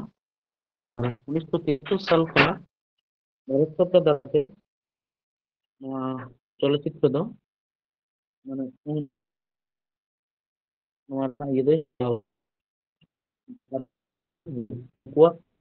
ᱛᱚᱛᱛᱟᱵᱚধান ᱨᱮᱜᱮ ᱟᱨᱠᱤ ᱛᱟᱦᱮᱱᱟ ᱱᱚᱣᱟ 1954 সালে নওয়া ᱫᱚ প্রথম এম লেনা আর 1973 সাল ᱠᱷᱚᱱ ᱵᱷᱟᱨᱚᱛ ᱥᱚᱨᱠᱟᱨᱟᱜ চলচ্চিত্র উৎসব অধিদপ্তর ᱠᱷᱚᱱᱟᱜ ᱱᱚᱣᱟ ᱥᱤᱨᱯᱟᱹ ᱫᱚ ᱮᱢ ᱦᱤᱡᱩᱜ ᱠᱟᱱᱟ আর নওয়া ᱫᱚ দিল্লি ᱠᱷᱚᱱᱟᱜ ᱜᱮ এমাকᱚ মানে প্রতি বছর সরকার নিয়োজিত মানে জাতীয় প্যানেল আরকি বিজয়ীদের মনোনীত লাᱹᱜᱤᱫ মানে বিজয়ী ᱠᱚ মনোনীত লᱟᱹᱜᱤᱫ মানে আনুষ্ঠানিক ভাবতে নিউ দিল্লি ᱠᱷᱚᱱᱟᱜ মানে রাষ্ট্রপতি নওয়া ᱨᱮᱱᱟᱜ ᱥᱤᱨᱯᱟᱹ ᱟᱨᱠᱤ ᱥᱚᱨᱮᱥ ᱥᱤᱨᱯᱟᱹ ᱫᱚ ᱟᱨᱠᱤ ᱡᱟᱦᱟᱸᱭ ᱡᱟᱦᱟᱸᱭ ᱠᱚ ᱧᱟᱢᱟ ᱨᱟষ্ট্রপতি ᱛᱤ ᱠᱷᱚᱱ ᱜᱮ ᱚᱱᱟ ᱠᱚ পুরস্কার ᱫᱚᱠᱚ ᱮᱢᱟ ᱠᱚᱣᱟ ᱤᱱᱟᱹ ᱛᱟᱭᱚᱢ ᱱᱚᱣᱟ ᱨᱮᱭᱟᱜ ᱡᱟᱦᱟᱸ ᱡᱟᱦᱟᱸ ᱡᱟতীয় চলচ্চিত্র ᱟᱨᱠᱤ ᱤᱭᱟᱹ ᱞᱮᱠᱟᱛᱮ ᱥᱤᱨᱯᱟᱹᱭ ᱧᱟᱢ ᱟᱠᱟᱫᱟ ᱚᱱᱟ ᱠᱚ ᱥᱤᱨᱯᱟᱹ মানে উনকু দর্শক কো সামাং রে আরকি সামাং আকো সামাং বলতে আরকি মানে সিনেমা লেখা হয়তো উদুগ আকো তো জাতীয় চলচ্চিত্র পুরস্কার ᱫᱚ সারা দিসᱚᱢ রে সাপোজ 2023 সাল রে ইয়ে হুইনা মানে লাহা বছর ᱨᱮᱭᱟᱜ চলচ্চিত্র মানে jahan ঘোষণা akada ko ona kohon arki ona saw sawte মানে দিসᱚᱢ ᱨᱮᱱᱟᱜ প্রত্যেক প্রদেশ রে মেনদো প্রত্যেক রাজ্য রেᱱᱟᱜ প্রত্যেক ভাষা রে jahan jahan সংবিধান স্বীকৃতি ভাষা রে ইয়ে মেনাᱜᱼᱟ ᱟᱨᱠᱤ ᱱᱩᱠᱩ সিনেমা ᱠᱚ ᱵᱟ ᱱᱚᱝᱠᱟᱱᱟᱜ ᱤᱭᱟᱹ ᱠᱚ ᱠᱚᱨᱟᱣ ᱜᱮᱭᱟ ᱩᱱᱠᱩ ᱠᱚᱦᱚᱸ ᱟᱨᱠᱤ ᱯᱨᱚতি বছর ᱱᱚᱣᱟ ᱨᱮᱱᱟᱜ ᱤᱭᱟᱹ ᱫᱚᱠᱚ ᱮᱢᱟ ᱠᱚ ᱜᱮᱭᱟ ᱥᱤᱨᱯᱟᱹ ᱫᱚᱠᱚ ᱮᱢᱟ ᱠᱚᱣᱟ রাষ্ট্রীয় পর্যায়ে জাতীয় পুরস্কার বা জাতীয় চলচ্চিত্র পুরস্কার ব্যক্তি লাগি নওয়া ᱫᱚ আমেরিকা ᱨᱮᱭᱟᱜ একাডেমি অ্যাওয়ার্ডস এর সমতুল্য গে আরকি আমেরিকা ᱨᱮᱭᱟᱜ jahan একাডেমি অ্যাওয়ার্ডস বা গোল্ডেন গ্লোব অ্যাওয়ার্ড ᱞᱟᱹᱭ ᱦᱩᱭᱱᱟ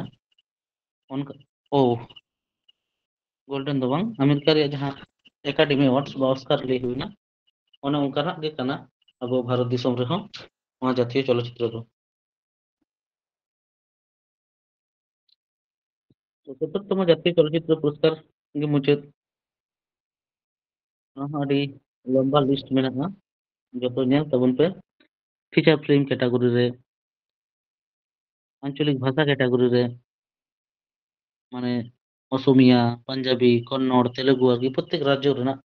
সরেস ইয়ে को আরকি প্রত্যেক রাজ্য বাইন লিয়া মানে প্রত্যেক রাজ্য মানে jahan jahan ভাষা ভিত্তিক আরকি ইয়ে মেনাᱜᱼᱟ চলচ্চিত্র আর কি যেলেকা আবো বেঙ্গল খᱚᱱᱟᱜ ᱫᱚ ᱵᱟᱝᱞᱟ ᱛᱮᱠᱚ ᱤᱭᱟᱹᱭᱟ ᱚᱱᱠᱟᱜᱮ ᱠᱚᱨᱱᱟᱴᱚᱠ ᱠᱷᱚᱱᱟᱜ ᱠᱚᱱᱱᱚᱲ আসাম খᱚᱱᱟᱜ অসমিয়া ᱱᱚᱝᱠᱟᱱᱟᱜ ফিল্ড রে মানে নুᱠᱩ ইয়ে হᱚᱸ মানে চলচ্চিত্র সাপড়াᱣ ᱠᱚᱦᱚᱸ ᱠᱚ ᱮᱢᱟ ᱠᱚᱣᱟ ᱟᱨᱠᱤ ᱥᱚᱨᱮᱥ ᱟᱨᱠᱤ ᱤᱭᱟᱹ ᱠᱚ ᱛᱚ ᱡᱟᱭᱦᱳᱠ ᱤᱧᱦᱚᱸ ᱱᱚᱣᱟ ᱨᱮᱱᱟᱜ ᱤᱭᱟᱹ ᱫᱚ পুরোটা বানি লইয়া তো ফিচার ফিল্ম ক্যাটাগরি রে যাহাই কো ᱧᱟᱢ ᱟᱠᱟᱫᱟ শ্রেষ্ঠ চলচ্চিত্র ᱚᱱᱟ ᱫᱚ ᱦᱩᱭᱩᱜ ᱠᱟᱱᱟ আট্টম মালায়ালাম চলচ্চিত্র ᱠᱟᱱᱟ ᱱᱚᱣᱟ ᱫᱚ আট্টম ᱱᱚᱣᱟ ᱫᱚ পরিচালনা লেদা আনন্দ একার্সি উনি ᱧᱟᱢ ᱟᱠᱟᱫᱟᱭ মনে করে চলচ্চিত্র হতেতে আর শ্রেষ্ঠ পরিচালক লেখাতে যাহাই কো এম কাদিয়া উনি ᱫᱚ ᱦᱩᱭᱩᱜ ᱠᱟᱱᱟ সুরজ আর বারজাতিয়া সুরজ আর বারজাতিয়া উচ্চাই ফিল্ম ᱞᱟᱹᱜᱤᱫ হিন্দি সিনেমা উচ্চাই ᱞᱟᱹᱜᱤᱫ শ্রেষ্ঠ পরিচালক সুরজ আর বারজাতিয়া ᱧᱟᱢ ᱟᱠᱟᱫᱟ ᱚᱱᱠᱟᱜᱮ শ্রেষ্ঠ অভিনেতা যাহাই ᱧᱟᱢ ᱟᱠᱟᱫᱟ ৭০তম জাতীয় চলচ্চিত্র পুরস্কার রে উনি ᱫᱚ ᱦᱩᱭᱩᱜ ᱠᱟᱱᱟ ঋষভ শেট্টি উনি ᱫᱚ কান্তারা ফিল্ম ᱞᱟᱹᱜᱤᱫ কন্নড় ফিল্ম কান্তারা আর ওনার পাশাপাশি ᱜᱮ ᱧᱮᱞ ᱯᱮ যে পুরস্কার মূল্য হᱚᱸ এম মেনাᱜᱼᱟ ᱚᱠᱚᱭ ᱛᱤᱱᱟᱹᱜ পুরস্কার ᱚᱠᱟ ᱚᱠᱟ ক্যাটাগরি ᱞᱟᱹᱜᱤᱫ ᱛᱤᱱᱟᱹᱜ ᱜᱟᱱ ᱮᱢᱚᱜᱼᱟ ঠিক ᱚᱱᱠᱟᱜᱮ শ্রেষ্ঠ অভিনেত্রী ᱧᱟᱢ ᱟᱠᱟᱫᱟ নিত্যা মেনন ত্রিচিত্রাম্বলম তামিল ছবি ত্রিচিত্রাম্বলম আর মানসী পারেখ কচ্ছ এক্সপ্রেস গুজরাটি সিনেমা ᱚᱱᱠᱟ ᱞᱮᱠᱟᱜᱮ শ্রেষ্ঠ সহ অভিনেতা শ্রেষ্ঠ সহ অভিনেত্রী ᱱᱩᱠᱩ ᱡᱚᱛᱚ ᱜᱮ ᱢᱮᱱᱟᱜ ᱠᱚᱣᱟ ᱦᱟᱸᱜ ᱧᱮᱞ ᱠᱚᱯᱮ তো বিশেষ করে শ্রেষ্ঠ চলচ্চিত্র শ্রেষ্ঠ পরিচালক শ্রেষ্ঠ অভিনেতা শ্রেষ্ঠ অভিনেত্রী ᱱᱩᱠᱩ ᱠᱚᱫᱚ ᱫᱤᱥᱟᱹ ᱫᱚᱦᱚ ᱠᱚᱯᱮ আর বাদ বাকি কিছু দᱚᱦᱚ ᱫᱟᱲᱮᱭᱟᱜᱼᱟ ᱯᱮ কোশ্চেন ᱚᱠᱟ ᱠᱷᱚᱱᱟᱜ ᱦᱤᱡᱩᱜᱼᱟ ᱚᱱᱟ ᱛᱚ ᱞᱟᱹᱭ ᱵᱟᱝ ᱜᱟᱱᱚᱜᱼᱟ ᱢᱮᱱᱠᱷᱟᱱ ᱯᱟᱲᱦᱟᱣ ᱛᱚ ᱡᱚᱛᱚ ᱜᱮ ᱯᱟᱲᱦᱟᱣ ᱦᱩᱭᱩᱜᱼᱟ তো ᱡᱟᱦᱟᱸ ᱡᱟᱦᱟᱸ ᱠᱷᱚᱱ ᱧᱮᱞ ᱟᱠᱟᱱᱟ ᱡᱮ বিগত বছর কোশ্চেন ᱦᱮᱡ আকানা ᱚᱱᱟ ᱠᱚᱫᱚ অন্তত ᱱᱚᱣᱟ ᱠᱚᱜᱮ ᱟᱨᱠᱤ দিশে দᱚᱦᱚᱭ ᱦᱩᱭᱩᱜᱼᱟ পরিচালক শ্রেষ্ঠ অভিনেতা অভিনেত্রী শ্রেষ্ঠ ছবি ননকানা আর ᱱᱚᱣᱟ ᱨᱮᱭᱟᱜ ᱦᱚᱸ আঞ্চলিক ইয়ে ᱠᱚᱫᱚ ᱟᱯᱮ ᱡᱚᱛᱚ ᱜᱮ ᱯᱟᱲᱦᱟᱣ ᱯᱮ ᱦᱟᱸᱜ ᱱᱚᱣᱟ ᱠᱚᱫᱚ ᱵᱟᱹᱧ ᱞᱟᱹᱭ ᱟᱯᱮ ᱠᱟᱱᱟ ᱧᱮᱞ ᱯᱮ ᱦᱟᱸᱜ ᱟᱯᱮ ᱜᱮ ঠিক আছে ᱱᱚᱣᱟ ᱦᱚᱸ ᱱᱚᱝᱠᱟ ᱞᱮᱠᱟ ᱜᱮ ᱱᱚᱣᱟ জাতীয় চলচ্চিত্র ᱫᱚ ᱦᱩᱭᱱᱟ ᱤᱱᱟᱹ ᱛᱟᱭᱚᱢ ᱡᱟᱦᱟᱸ ᱢᱮᱱᱟᱜᱼᱟ ᱯᱷᱤল্ᱢ ᱯᱷᱮয়ার ᱮᱣᱟর্ড ᱤᱫᱤ ᱠᱟᱛᱮ ᱦᱚᱸ ᱠᱚᱢ ᱵᱮᱥᱤ ᱯᱮ ᱟᱸᱡᱚᱢ ᱟᱠᱟᱫ ᱜᱮᱭᱟ ᱯᱟᱞᱮᱱ ᱱᱚᱣᱟ ᱫᱚ ᱵᱷᱟᱨᱚᱛ ᱫᱤᱥᱚᱢ ᱨᱮᱱᱟᱜ হিন্দি চলচ্চিত্র ᱡᱟᱦᱟᱸ ᱛᱤᱱᱟᱹᱜ ᱜᱮ হিন্দিতে সিনেমা উডুকᱚᱜᱼᱟ ᱚᱱᱟ হিন্দি সিনেমা জগৎ রে অভিনয় আর বাং কারিগরি উভয় কলা কুশলী কো লগিদ নয়া ফিল্ম ফেয়ার অ্যাওয়ার্ড দো টাইমস গ্রুপ বাৎসরিক ফিল্ম ফেয়ার অর্থাৎ সিরপা দো এমᱟ ᱠᱚᱣᱟ তাহলে অকᱚᱭ এমᱟ সিরপা দো টাইমস গ্রুপ আর নয়া সিরপা হᱚᱸ প্রথম আতো পৈলোতে এম এতহব লেনা 1954 সাল ᱠᱷᱚᱱ ᱜᱮ আর নয়া সিরপা দো জাতীয় চলচ্চিত্র এম ᱥᱟᱶ ᱥᱟᱶᱛᱮ নয়া ᱨᱮᱱᱟᱜ ᱦᱚᱸ সিরপা দᱚᱠᱚ এমা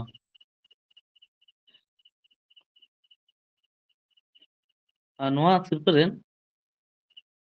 মানে ক্লেয়ার অ্যাওয়ার্ড বা টাইমস ইন্ডিয়া রেন এডিটর জাহাই Claire Mendonca nyutum tege nyutum akana শুধুমাত্র ক্লেয়ার nyutum te আর কি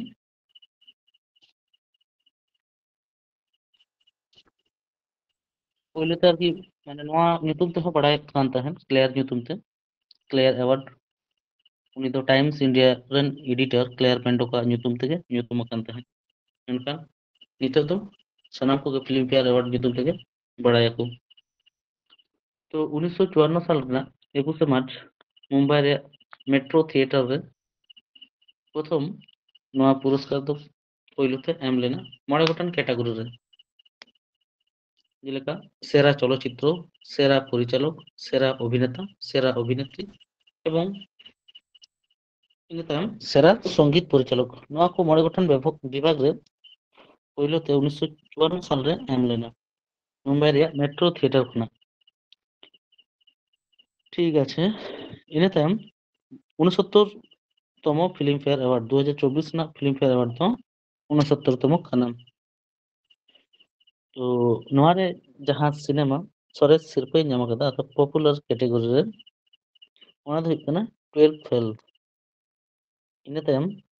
সেরা সিনেমা ক্রিটিক্স ক্যাটাগরি রে ᱚᱱᱟ ᱫᱚ ᱦᱩᱭᱩᱜ ᱠᱟᱱᱟ জোরাম।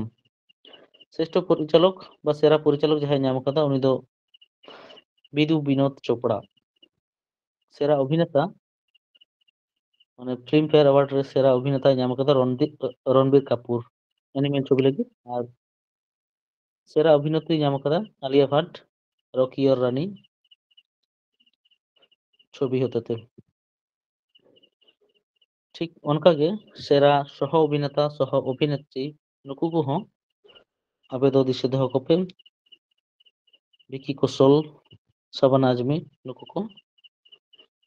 ᱤᱧᱦᱚᱸ ᱟᱫᱚ ᱵᱟᱹᱲᱛᱤ ᱠᱟᱛᱮ ᱵᱟᱹᱧ ᱞᱟᱹᱭᱫᱟ, তার মধ্যে যাহᱟᱸ সিনেমা ফেল সেরা পরিচালক বিদু বিনোদ চোপড়া, সেরা অভিনেতা রণবীর কাপুর অ্যানিমেল ফিল্ম, সেরা অভিনেত্রী আলিয়া ভাট রকি और রানী। তাহলে 69তম ফিল্ম ফেয়ার অ্যাওয়ার্ড 2024 ᱱᱚᱣᱟ ᱦᱚᱸ ᱦᱩᱭᱱᱟ। ᱤᱱᱟᱹ ᱛᱟᱭᱚᱢ তাহলে ভারতীয় চলচ্চিত্র মুদ্রায় হই না জাতীয় চলচ্চিত্র ফিল্ম ফেয়ার আর মুচাদ রে দাদা সাহেব ফালকে অ্যাওয়ার্ড।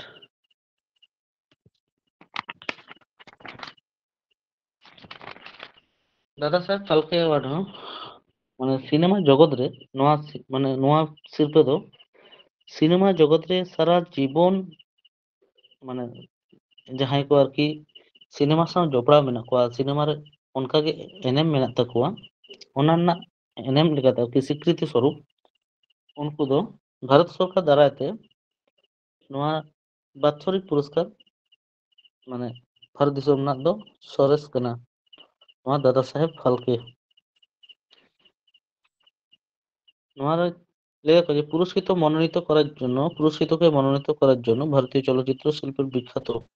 মানে নডে হᱚᱸ ᱡᱟᱦᱟᱸᱭ ᱠᱚ মানে দাদা সাহেব ফালকে অ্যাওয়ার্ড ᱫᱚ প্রতি বছর ᱢᱤᱫ ᱦᱚᱲ ᱜᱮᱠᱚ ᱮᱢᱟᱭᱟ মানে ᱩᱱᱤᱭᱟᱜ ᱥᱤᱱᱮᱢᱟ ᱡᱚᱜᱚᱛ ᱨᱮ ᱥᱟᱨᱟ ᱡᱤᱵᱚᱱ ᱵᱮᱯী ᱚᱠᱟ ᱞᱮᱠᱟ ᱟᱨᱠᱤ ᱢᱮᱱᱟᱜ ᱛᱟᱭᱟ অবদান মেনাক তায়া ᱚᱱᱟ ᱞᱟᱹᱜᱤᱫ ᱛᱮ ᱢᱤᱫᱴᱮᱱ কমিটি ᱦᱩᱭᱩᱜᱼᱟ।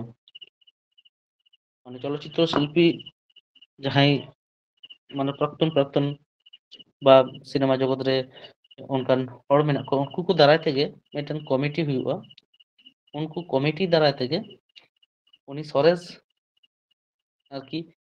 হড় সে সরেস ᱡᱟᱦᱟᱸᱭ ᱥᱤᱨᱯᱟᱹᱭ ᱧᱟᱢᱟ ᱩᱱᱤ ᱠᱚ ᱵᱟᱪᱷᱟᱣᱮᱭᱟ। ᱱᱚᱣᱟ ᱫᱚ 1969 সালে ভারতীয় সিনেমার জনক ᱡᱟᱦᱟᱸᱭ দাদা সাহেব ফালকে উনিয়াᱜ ᱧᱩᱛᱩᱢ ᱛᱮᱜᱮ ᱟᱨᱠᱤ উনিয়াᱜ ᱤᱭᱟᱹ ᱨᱮᱜᱮ ᱱᱚᱣᱟ পুরস্কার বা ᱱᱚᱣᱟ ᱥᱤᱨᱯᱟᱹ ᱮᱢ ᱫᱚ ᱮᱛᱚᱦᱚᱵ ᱞᱮᱱᱟ 1969 সালে ᱢᱮᱱᱫᱚ 100তম জন্ম শতবার্ষিকীতে ᱱᱚᱣᱟ ᱥᱤᱨᱯᱟᱹ দাদা সাহেব ফালকে অ্যাওয়ার্ড ᱫᱚ ᱮᱢ ᱮᱛᱚᱦᱚᱵ ᱞᱮᱱᱟ। ᱢᱮᱱᱫᱚ ᱩᱱ ᱚᱠᱛᱚ মানে ᱱᱚᱣᱟ পুরস্কার বা ᱱᱚᱣᱟ ᱥᱤᱨᱯᱟᱹ ᱮᱢ ᱨᱮᱱᱟᱜ ᱤᱭᱟᱹ ᱫᱚ ᱠᱟᱱᱟ ᱵᱷᱟᱨᱚᱛ ᱫᱤᱥᱚᱢ ᱨᱮ ᱡᱟᱦᱟᱸ ᱛᱤᱱᱟᱹᱜ ᱥᱤᱱᱮᱢᱟ ᱠᱚ ᱵᱮᱱᱟᱜ ᱠᱟᱱᱟ ᱚᱱᱟ ᱠᱚᱨᱮᱱᱟᱜ উন্নতি ᱞᱟᱹᱜᱤᱫ আর ᱵᱟᱝ ᱩᱱᱠᱩ ᱡᱟᱦᱟᱸᱭ ᱦᱚᱲ ᱠᱚ ᱤᱭᱟᱹᱭᱮᱫᱟ কন্ট্রিবিউট ᱫᱟᱠᱚ ᱟᱠᱚᱣᱟᱜ এফোর্ট ᱢᱮᱱᱫᱚ সিনেমা রে আজীবন ᱟᱨᱠᱤ ᱟᱠᱚᱣᱟᱜ এফোর্ট ᱠᱚ ᱮᱢᱫᱟ ᱩᱱᱠᱩ স্বীকৃতি লেখাতে ᱚᱱᱟ ᱥᱟᱶ ᱥᱟᱶᱛᱮ সিনেমা শিল্প সে সিনেমা জগৎ ᱨᱮᱭᱟᱜ উন্নতি ᱞᱟᱹᱜᱤᱫ ᱱᱚᱣᱟ ᱥᱤᱨᱯᱟᱹ ᱫᱚ ᱮᱢᱚᱜ ᱠᱟᱱᱟ। আর নওয়া শিল্প ᱫᱚ কোনো নির্দিষ্ট বছরের পুরস্কার পরবর্তী বছরের শেষে জাতীয় চলচ্চিত্র পুরস্কারের সঙ্গে প্রদান করা হয়। মেনদো 2023 সাপোজ 2023 সালে নওয়া না 23 সাল ᱨᱮᱱᱟᱜ পুরস্কার 2024 সালে জাতীয় চলচ্চিত্র পুরস্কার যখন ko ema উন সময় নওয়া ᱨᱮᱭᱟᱜ ᱧᱩᱛᱩᱢ ᱫᱚᱠᱚ ᱪᱷᱟᱹᱴᱭᱟᱹᱨᱟ ᱡᱮ 2023 সাল ᱞᱟᱹᱜᱤᱫ দাদা সাহেব ফালকে অ্যাওয়ার্ড ᱫᱚ ᱱᱩᱭ ᱧᱩᱛᱩᱢᱟᱱ ব্যক্তি ᱥᱮ ᱱᱩᱭ ᱮᱢᱟᱭ ᱦᱩᱭᱩᱜᱼᱟ। ᱱᱚᱝᱠᱟ ᱞᱮᱠᱟ ᱠᱟᱛᱮ ᱟᱨᱠᱤ ᱧᱩᱛᱩᱢ ᱫᱚ ᱪᱷᱟᱹᱴᱭᱟᱹᱨᱚᱜ ᱛᱟᱠᱚᱣᱟ। ᱚᱱᱟ ᱦᱚᱸ ᱡᱟᱦᱟᱸ জাতীয় চলচ্চিত্র উৎসব ᱦᱩᱭᱩᱜᱼᱟ নিউ দিল্লি রে রাষ্ট্রপতি নওয়া ᱥᱤᱨᱯᱟᱹ ᱫᱚ মানে রাষ্ট্রপতিᱭᱟᱜ ᱛᱤᱛᱮ ᱱᱚᱣᱟ ᱥᱤᱨᱯᱟᱹ ᱫᱚ চালুᱜᱼᱟ আরকি, এম চালুᱜᱼᱟ। তাহলে সাপোজ 2023 সালে ᱡᱟᱦᱟᱸᱭ ᱧᱟᱢ ᱟᱠᱟᱫᱟ ᱩᱱᱤᱭᱟᱜ ᱧᱩᱛᱩᱢ ᱠᱚ ᱪᱷᱟᱹᱴᱭᱟᱹᱨᱟ, ᱚᱱᱟ ᱥᱟᱶᱛᱮ ᱥᱤᱨᱯᱟᱹ ᱦᱚᱸᱠᱚ ᱮᱢᱟᱭᱟ ᱡᱟᱛᱤᱭᱚ ᱪᱚᱞᱚᱪᱤᱛᱟᱹᱨ ᱯᱩᱨᱚᱥᱠᱟর ᱨᱮ, ᱚᱱᱩᱥᱴᱷᱟᱱ ᱤᱭᱟᱹ ᱨᱮᱜᱮ ᱟᱨᱠᱤ। ᱛᱚ ᱱᱚᱣᱟ ᱥᱤᱨᱯᱟᱹ শুধু শিল্পের মতো শিল্প লেখাতে চে লেখা ইয়ে কো এমায়া স্বর্ণ কমল মানে সোনা রᱮᱱᱟᱜ পদ্ম লেখাᱱᱟᱜ ᱢᱤᱫᱴᱟᱝ ইয়ে আরকি স্মারক, ᱚᱱᱟ ᱥᱟᱶᱛᱮ 10 লক্ষ টাকা আর ᱢᱤᱫᱴᱟᱝ ᱥᱟᱞ ᱮᱢ ᱠᱟᱛᱮᱫ ᱥᱟᱨᱦᱟᱣ ᱠᱚ ᱪᱟᱞᱟᱭᱟ ᱡᱟᱦᱟᱸᱭ ᱜᱮ ᱧᱟᱢ। তো যাই হোক ᱱᱚᱣᱟ ᱠᱚᱨᱮᱱᱟᱜ ᱤᱭᱟᱹ ᱫᱚ ᱵᱩᱡᱽ ᱫᱟᱲᱮᱭᱟᱫᱟ ᱠᱚᱢ ᱵᱮᱥᱤ। ᱟᱫᱚ ᱟᱵᱚ ᱵᱷᱟᱨᱚত ᱫᱤᱥᱚᱢ ᱨᱮᱱᱟᱜ ᱡᱮহেᱛু ᱥᱤᱨᱯᱟᱹ ᱠᱟᱱᱟ ᱱᱚᱣᱟ ᱫᱚ ᱫᱟᱫᱟ ᱥᱟহেᱵ ᱯᱷᱟᱞᱠᱮ ᱮᱣᱟর্ড, ᱚᱱᱟ লেখাতে 1969 সাল ᱠᱷᱚᱱᱟᱜ যেহেতু ᱱᱚᱣᱟ ᱫᱚ ᱮᱛᱚᱦᱚᱵ ᱟᱠᱟᱱᱟ, দাদা সাহেব ফালকে ᱧᱩᱛᱩᱢ ᱢᱟᱱᱮ ᱡᱚᱱᱢᱚ শতবার্ষিকীতে ᱩᱱᱤ ᱫᱚ সিনেমা জগৎ ᱨᱮᱱ ᱢᱤᱫ উল্লেখযোগ্য ᱦᱚᱲ ᱜᱮᱭ ᱛᱟᱦᱮᱸ ᱠᱟᱱᱟ। তো ᱚᱱᱟ ᱦᱚᱛᱮ ᱛᱮᱜᱮ ᱩᱱᱤᱭᱟᱜ ᱧᱩᱛᱩᱢ ᱛᱮ ᱱᱚᱣᱟ ᱥᱤᱨᱯᱟᱹ ᱮᱢ ᱨᱮᱱᱟᱜ ᱪᱚᱞ ᱫᱚ ᱮᱛᱚᱦᱚᱵ ᱟᱠᱟᱱᱟ। তো ᱯᱳᱭᱞᱳ তে দাদা সাহেব ফালকে পুরস্কার ᱡᱟᱦᱟᱸᱭ ᱧᱟᱢ ᱞᱮᱫᱟ উনি ᱫᱚ ᱦᱩᱭᱩᱜ ᱠᱟᱱᱟ দেবিকা রানী। ᱤᱧ ᱞᱟᱹᱭ ᱠᱟᱫ ᱯᱤᱭᱟᱹᱧ ᱡᱮ ᱡᱮᱠᱳᱱᱳ পুরস্কার ᱨᱮᱱᱟᱜ ᱯᱳᱭᱞᱳ ᱫᱚᱥᱟᱨ ᱛᱮᱥᱟর ᱱᱚᱣᱟ ᱠᱚ ᱚᱱᱟ ᱥᱟᱶ ᱥᱟᱶᱛᱮ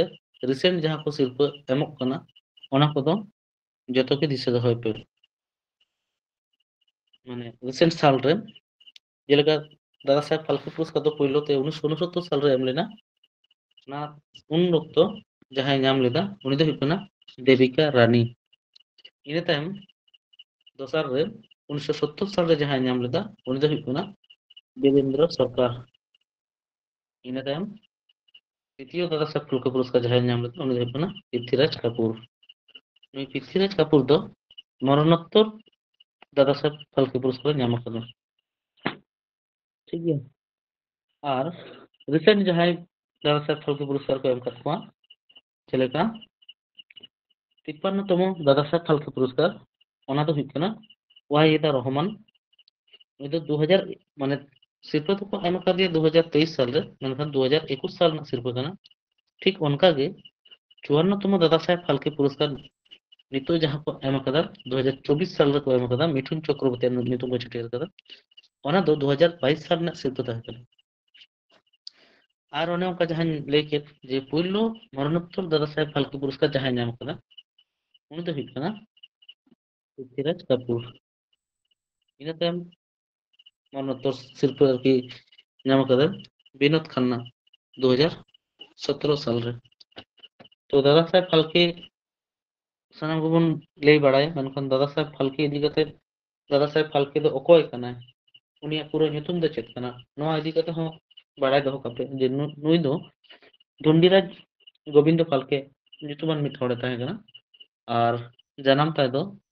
30 এপ্রিল 1870 সাল রে মহারাষ্ট্র ᱨᱮᱭᱟᱜ নাসিক ᱧᱩᱛᱩᱢᱟᱱ ᱴᱷᱟᱶ ᱨᱮ ᱱᱩᱭ ᱫᱚᱭ ᱡᱟᱱᱟᱢ ᱞᱮᱱᱟ মারাঠি পরিবার, মারাঠি ব্রাহ্মণ পরিবার রে। আর নুই ᱫᱚ ᱯᱳᱭᱞᱳ ᱛᱮ 1913 সাল রে রাজা হরিশচন্দ্র ᱧᱩᱛᱩᱢᱟᱱ ᱯᱳᱭᱞᱳ ভারতীয় নির্বাক সিনেমায় বেনাও লেদা। আর ᱚᱱᱟ ᱫᱚ ᱤᱭᱟᱹ ᱞᱮᱱᱟ মুক্তি ᱧᱟᱢ ᱞᱮᱫᱟ, ᱢᱮᱱᱫᱚ সিনেমা ᱨᱮᱠᱚ ᱩᱫᱩᱜ ᱞᱮᱫᱟ 1913 সাল ᱠᱷᱚᱱ ᱜᱮ। রাজা হরিশ্চন্দ্র সিনেমা দাদা সাহেব ফালকে বেনাও লেদা। ঠিক আছে, দাদা সাহেব ফালকে ইদি কাতে হᱚᱸ ᱱᱚᱝᱠᱟ ᱞᱮᱠᱟ ᱜᱮ ᱵᱟᱲᱟᱭ ᱫᱚᱦᱚ ᱠᱟᱜ ᱯᱮ।